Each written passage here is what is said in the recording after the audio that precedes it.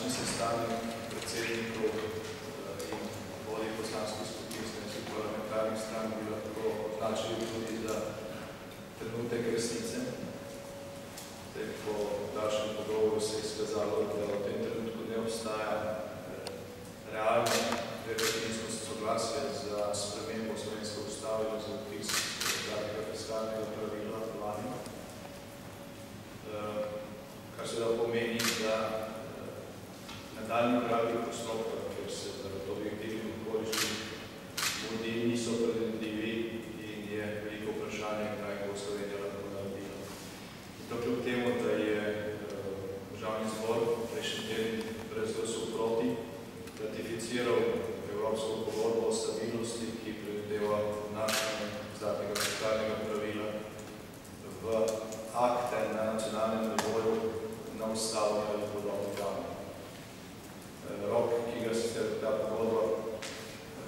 ta pogodba se postavlja, je se še ni iztekel, je nekoliko daljši, je pa seveda vsaka država članica v različnem položaju. V Evropski uniji imamo države članice, ki so že vnesli v ustavo za fiskalno pravilo, recimo Nemčija že pred 3 leti in danes sanje, danes že žanje rezultate. Kot veste, Nemčija je Nemčija motor evropskega gospodarstva in pozitivno vpliva na zadnje tudi na naš izvoz, koliko ga še je.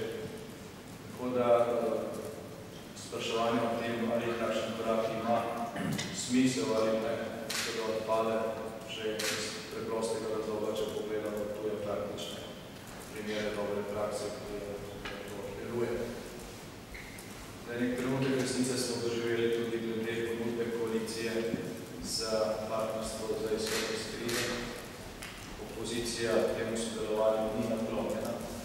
Bilo se tudi izrečenih nekaj ljudnih besed, da od primera do primera je opozicija pripravila na sodelovanje, vendar pa v praksi, ko bo treba doreči te korake, ni bilo nobenega soglasja na tih oblasti, da bi se šlo za korake oziroma za sodelovanje pri iskanju rešitev za izhod Slovenije iz krize, kakorkoli naprej. Bilo niti pripravljenosti na nek ustni dogovor, ki bi določili neke nujne okvire, kdaj se kakšno gradivo komu pošlje, kakšni so roki za bombe.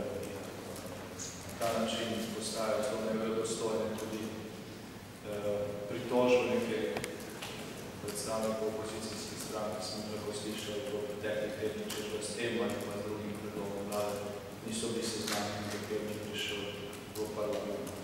Z tem partnerstvom za izhod iz krize je vladna koalicija in vlada ponudila ravno to, se pravi seznanjanje, nasprotno seznanjanje opozicije z vsemi predlogi, ki gredo v vladno proceduro še prej, pred vlado in v nekaj točk.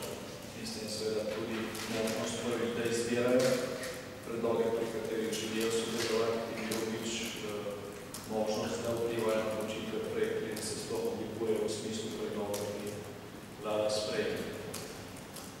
Tako da v današnjem sestanku je več ali manj očitno, da je vladna koalicija zelo sama pri iskanju rešitev za izhod iz krize, da tukaj ni neke resne pripravljenosti za sodelovanje, niti ko gre za iskanje rešitev na ustavni ravni, ko je pač potrebna dvotretjinska večina, niti ko gre za sprejemanje posamičnih ukrepov, kjer smo želeli na podlagi dobre izkušnje, ki smo imeli v prejšnjem mandatu, ponoviti to partnersko sodelovanje.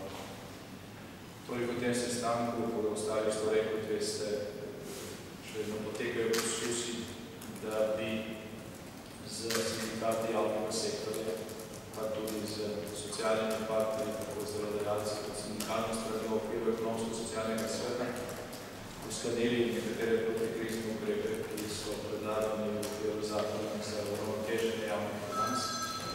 Gre za nujno popravila, gasilsko opravila, podali so tudi, da bi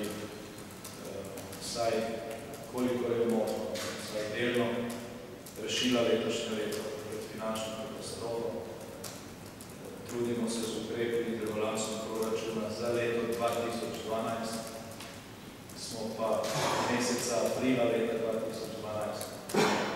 Potem smo danes poslušali, v kateri predstavljamo opozicije, kako se ne mudi, kako je časa še veliko, kako je treba prevladati odločitve in to kljub temu, da niso pripravljeni vstopiti v nikakršen mehanizem, ker bi se te odločitve vladali.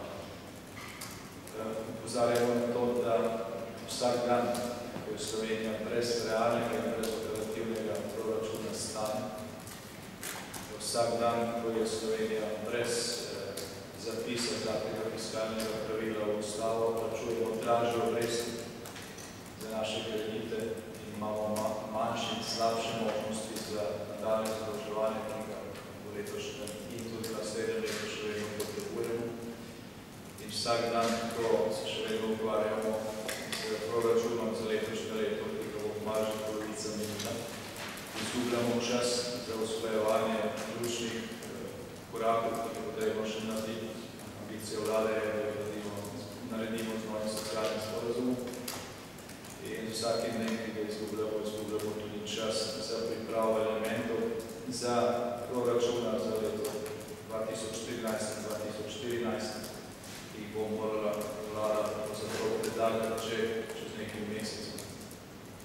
Torej, neko časovno okno za ukrepanje, brez tega, da bi neukrepanje imelo kakšne hude posledice, se vse bolj zapira in v naslednjih dneh in tednih bo ta stavba, bo ta državni zbor doživel srečanje z resnico, za stanje, kakršno je v Sloveniji.